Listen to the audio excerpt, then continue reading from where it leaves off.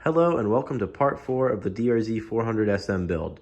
In this video, I'll be taking off the suspension components, so that'll include the bars, the triple tree, the front forks, the rear swing arm, as well as the rear shock. The first thing I'll be doing in this video is taking off the bars. This will include taking off all the controls, switches, bar ends, as well as taking it off of the upper triple itself. All of the controls and stuff will just kind of hang out where they are. I'll let them dangle on the front of the bike when I take the triple off, since it won't be long before I start reassembling everything, and I kind of don't want to dig into the wiring pouch to take off the things that I don't need to. Even though these are JIS screws, I will be using a normal screwdriver as I haven't had many issues with these control screws before. And I don't see myself having any issues currently.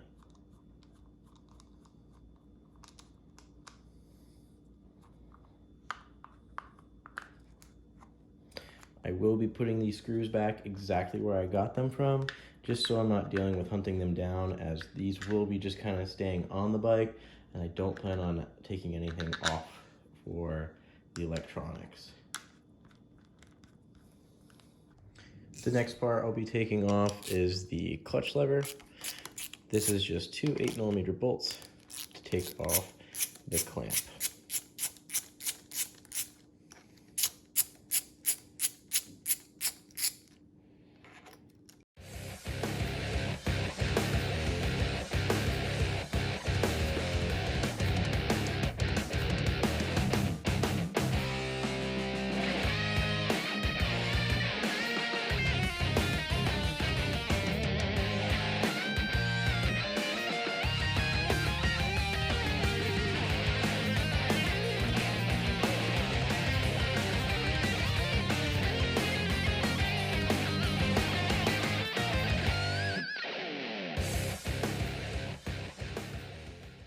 Next up on the throttle side, we're going to tackle that reusable zip tie first.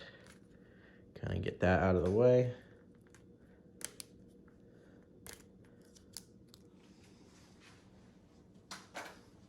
From there, I'm going to take off the front brake master.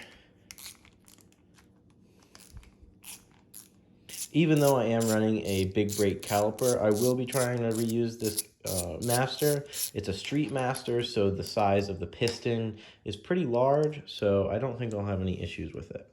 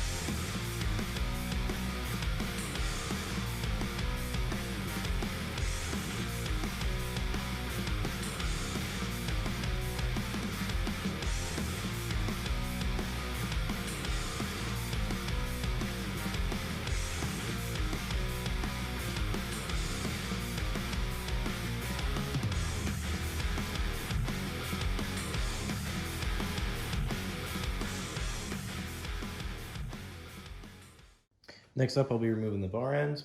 This is as simple as an Allen key. Put it on the end of the bars and just kind of twisting until it gets loose enough for you to slip it out of the bike. Just like that. It's the same exact process repeated on this side of the bike.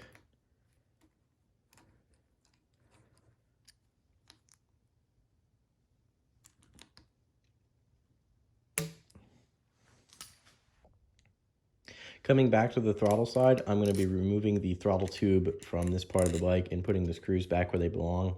The reason for this is I'm switching to ODI lock-ons, as I had on my previous bike, which provide you with a new tube that's attached to the grip, so you don't need to try and reuse the original one. These are also a pain to reuse because the grip is kind of molded to the throttle tube, so it doesn't come off easily, and a lot of times when you try to reuse it, it's more hassle than just buying a new one. With everything taken off of the bars, the next thing to do is simply loosen the bar clamps and get the bars off.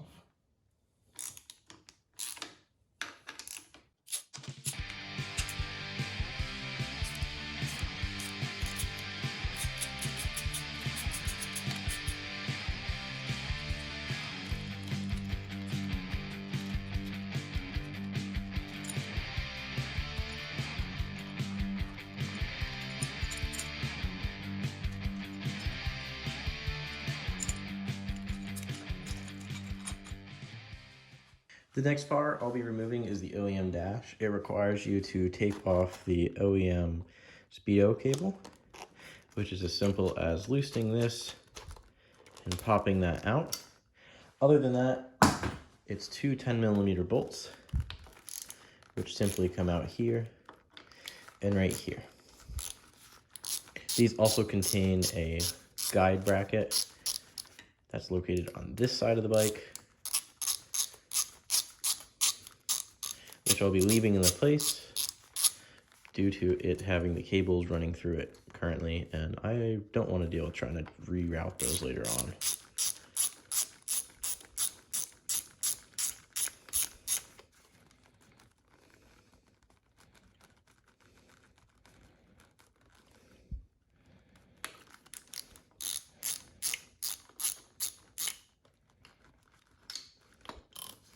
After you get those two off, it's as simple as slipping it out, as I've already disconnected it. For the front forks, there is a couple more things that need to come off before I can pull them out, such as the front brake line holder and the speedo drive gear holder that's on the opposite fork leg.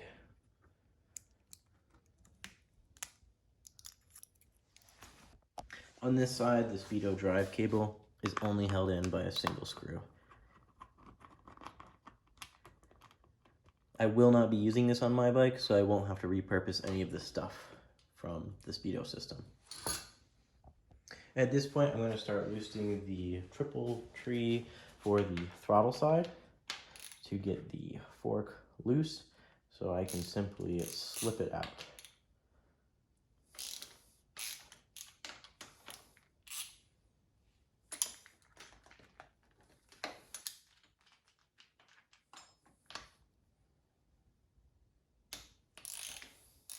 It's always good to keep a hand on it when you're starting to get it pretty loose, as the fork might want to just slip right out.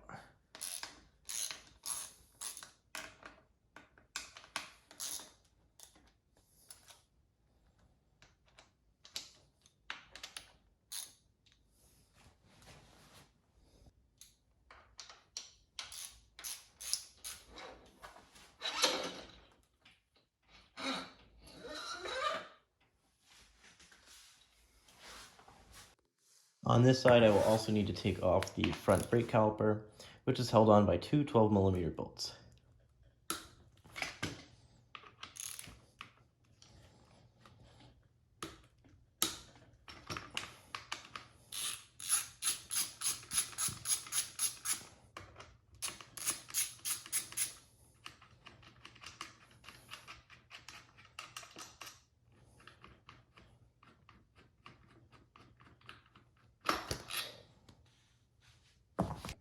It's always a hassle to get off the opposing fork when you take off the other one, due to the weight of the fork kind of bringing it to the side it's on, making it difficult to get the bolts out.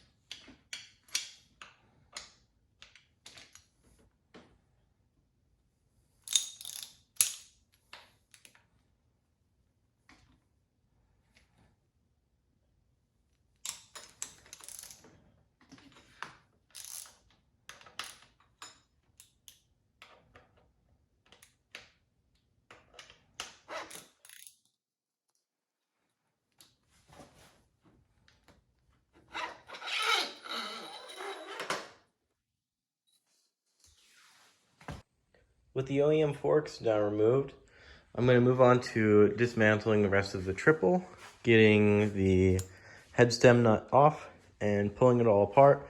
This way I have access to the lower triple to polish it. The upper one will be getting replaced as I have a Zeta billet upper triple tree to replace the OEM cast one with.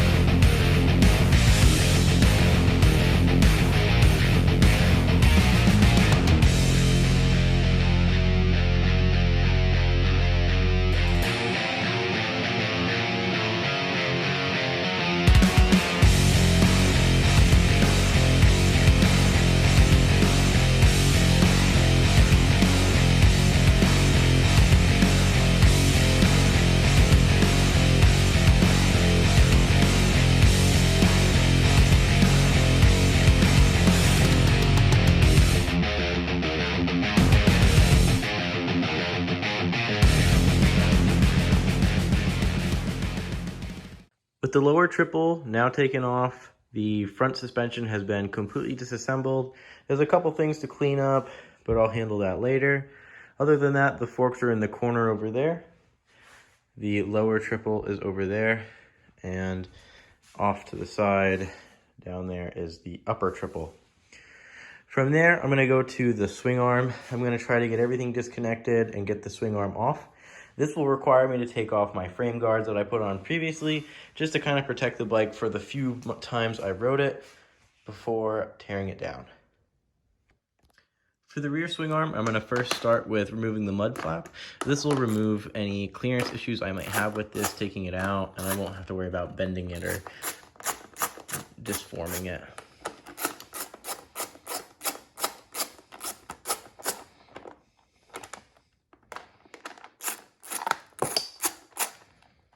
Because these are specific fasteners, I'm going to install them back to where they were.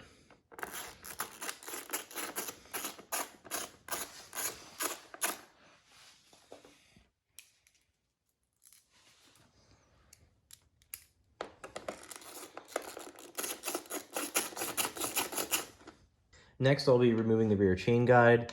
I have to do this because the chain doesn't have a master link, so it can't be removed without cutting it off. And because the bike is such low mile and the chain is in such good condition and is also a quality chain, I don't want to do that.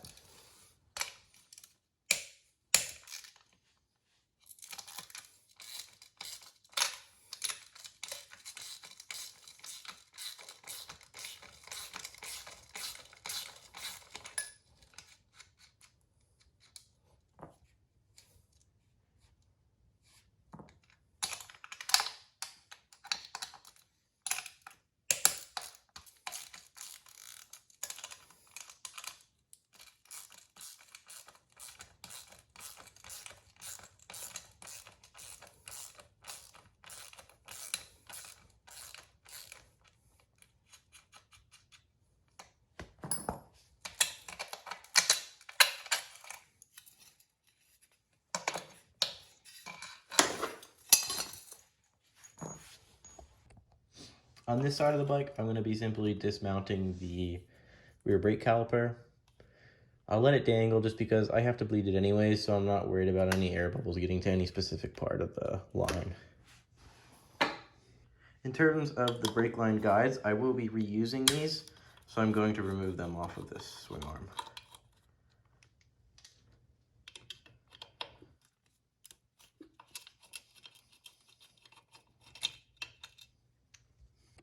On the linkage, I will just be removing the lower link to separate the swing arm from the linkage altogether. So after some tender care and love, this nut has become loose after much more effort than I would like to exert into it. And then this will allow the swing arm to become separate from the linkage. And then all I'll have to do is pull the swing arm bolt and the swing arm will separate from the bike.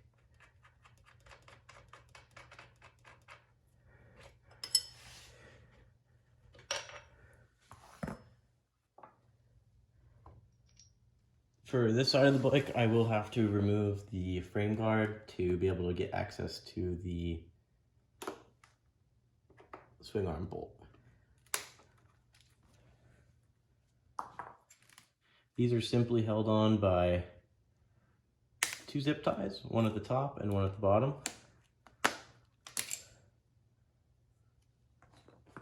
And a simple Allen through the swing arm bolt that allows the guard to clamp to the bike, which will simply slide out. In my case, I will be leaving the little spacer on the inside of the swing arm, as I'll be reinstalling these shortly. On this side of the bike, it's very similar to the other one. It's still just 2 zip ties holding the frame guard on, as well as that one Allen inside of the swing arm bolt.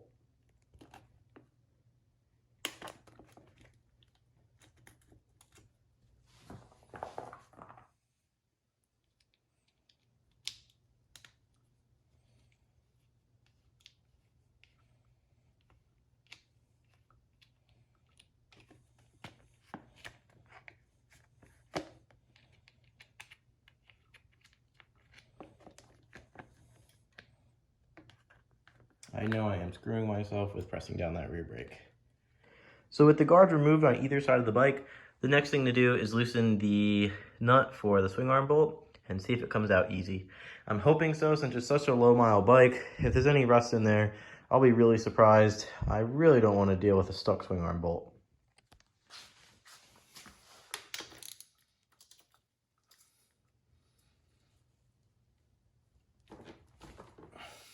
You kidding me?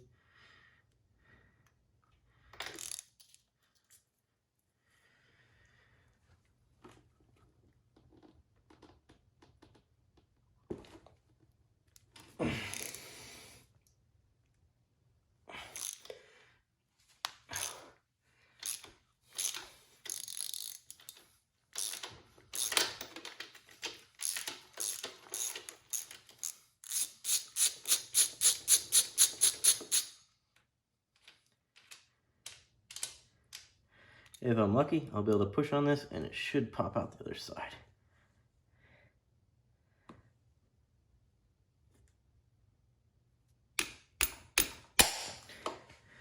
Looks like I'm not going to be too lucky today. Since I was able to go find a longer extension that won't damage the threads, I'm able to tap it straight through to the other side.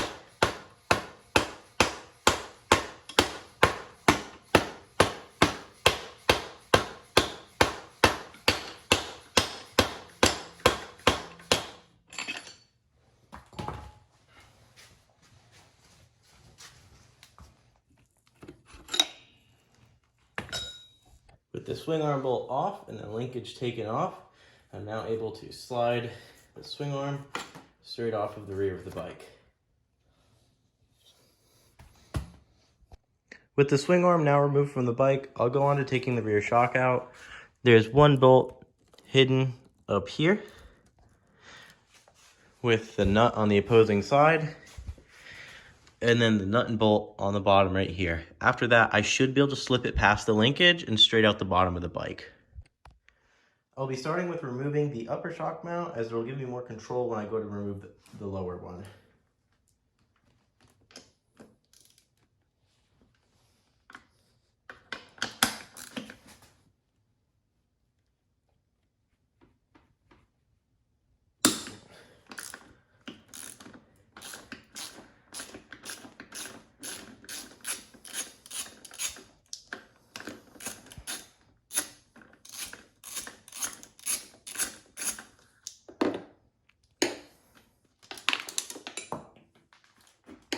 Luckily, with the bike so disassembled, that just kind of fell into the abyss. And that is the upper shock mount removed. Now I'll be removing the lower shock mount, which will give me the ability to take the shock out of the bike.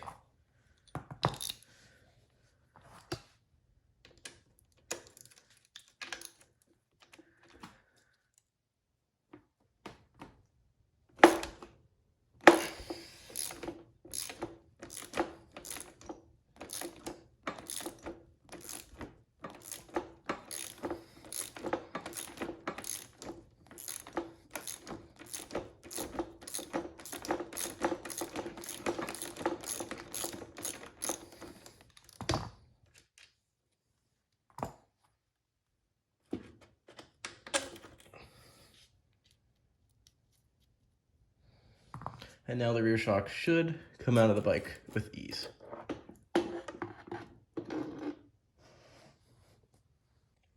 With the rear shock now out of the bike, that'll mark the end of the disassembly. Since I'm still waiting on a few parts to come in, I'll be slowly doing different mods to it. I'll be polishing the lower triple tree, as well as doing the Loctite mod and installing the Kickstarter on the opposite side. Other than that, when the front triple tree is done with the upper and everything completed, I'll be putting on the new forks. Once I get the spring for the rear shock in, which is an S model rear shock, I'll put that in, put the new swing arm on, and get everything completed in the rear. From there, many of the components I got are just replacing ones that were OEM, such as a new performance carb, which I'm waiting on that still as well. The MRD exhaust, which I'm still waiting on as well, as they're both built to order. Many other things, just like the tail light, headlight, handlebars, things like that, will be the same order as how it was taken off, just inverse. Certain things I will emphasize more, like the carb install, exhaust install, the stator Loctite mod, as well as the kickstart installation, as well as when I do the 3x3 mod.